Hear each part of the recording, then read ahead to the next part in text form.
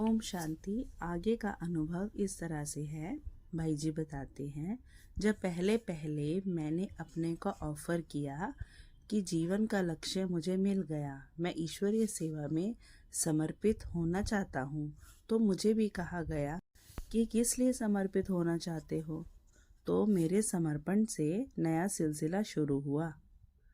इससे पहले बहनों भाइयों के समर्पण का कोई प्रावधान नहीं। फिर बाबा ने भी बहुत प्यार से मुझे उठाया, सर्विस दी, दिशा निर्देश दिए। उन दिनों मैं दिल्ली में था। वहाँ 3 पोस्ट आती थी। हर पोस्ट में मुझे 3-3 पत्र आते थे। एक पत्र लिखकर बाबा जब लिफाफा बंद करा देते तो ईशु बहन को कहते फिर चिट्ठी लिखनी है। इसके बाद तीसरी भी लिखवाते। एक पोस्ट में 3 पत्र होते। इस प्रकार 3 बार की पोस्ट में 8-8 या 9-9 पत्र हमें आते। ऐसा प्यार मैंने बाबा का पाया है।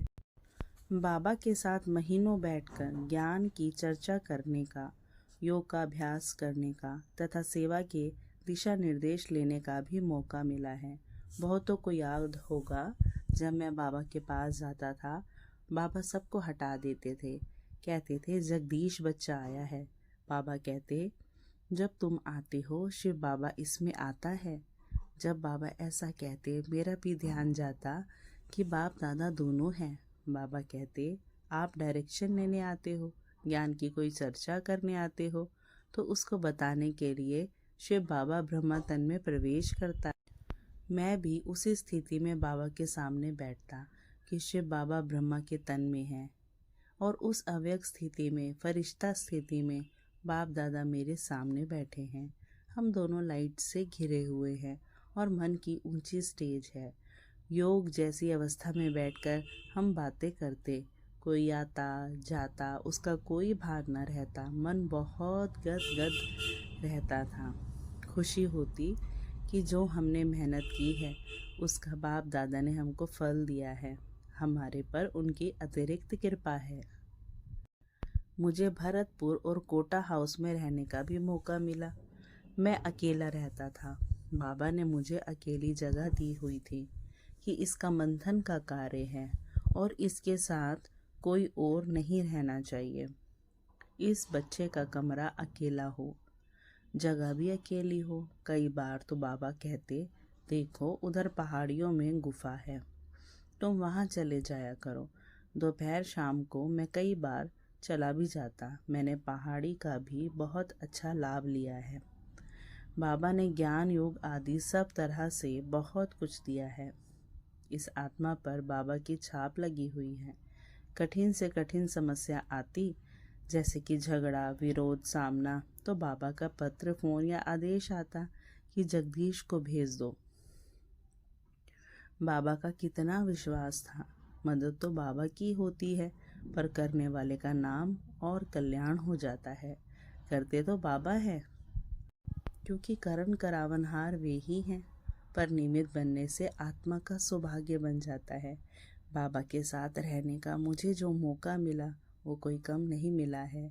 ये बहनें तो सेंटर पर चली जाती थी सेवा करने के लिए। मैं तो रहता ही बाबा के पास था। कहीं सेवा के लिए बाबा भेजते थे तो जाता था। उस समय बहुत थोड़ी सी सेवा थी।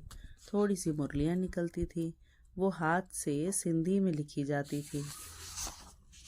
उन दिनों सिंधी जानने वाली ही टीचर्स थीं, वे ही सुनाती थीं। मेरे ख्याल में शुरू में 10-15 साल तक कोई एक भी मुरली ऐसी नहीं होगी जिसमें बाबा ने मुझे याद ना किया हो, जगदीश बच्चे को याद ना किया हो।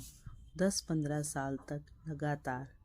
जो पुरानी बहनें हैं उनको मालूम है, जैसे गुलजार दादी है, मनोहर दादी है, जानकी दादी है। ये पढ़ते थे मुरली, कहते थे बाबा ने इसको याद किया है। बाबा से हम मिलने जाते थे, तब कोई बहनें बैठी हों, बाबा से बात कर रही हों, तो बाबा बहनों को कहते थे बच्चे अब आप जाओ। सबको भेज देते थे। फिर मेरे से बात करते थे। कई दफ़ा इनको एतराज़ होता था कि बाबा ये क्या करते हो, हम बात कर रहे हैं, हमको आप बाहर भेज दिया, अब इससे बात कर रहे हो। हंसी में कहते थे। बाबा कहते थे जब ये बच्चा आता है, शिव बाबा मेरे में प्रवेश करता है। उनको कुछ डायरेक्शन देने होते हैं इसको। अभी तुम जाओ बेशक, अभी इसको बात करने दो। ऐसा सौभाग्य मुझे प्राप्त हुआ। बाबा की ऐसी पालना मिली। रोम रोम में बाबा की कितनी प्रीत थी। ऐसा महसूस होता था कि केवल मैं ही बाबा को याद नहीं करता, बाबा भी मुझे बहुत याद करते हैं।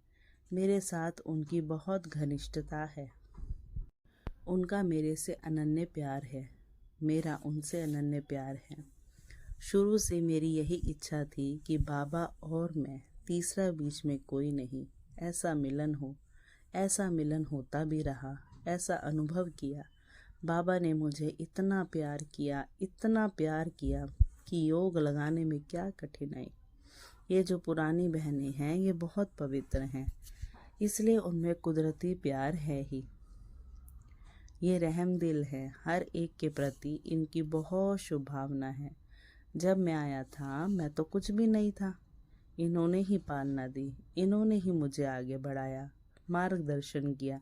स्वाभाविक है, इनके उगाए हुए फूल है हम, तो ये हमारी रखवाली तो करेंगे, स्नेह तो देंगे। ऐसा हमारा जीवन प्यार का मम्मा, बाबा और बड़े भाई बहनों के साथ व्यतीत हुआ। बहुत से लोग पूछते हैं कि योग कैसे लगाएं, योग कैसे लगाएं।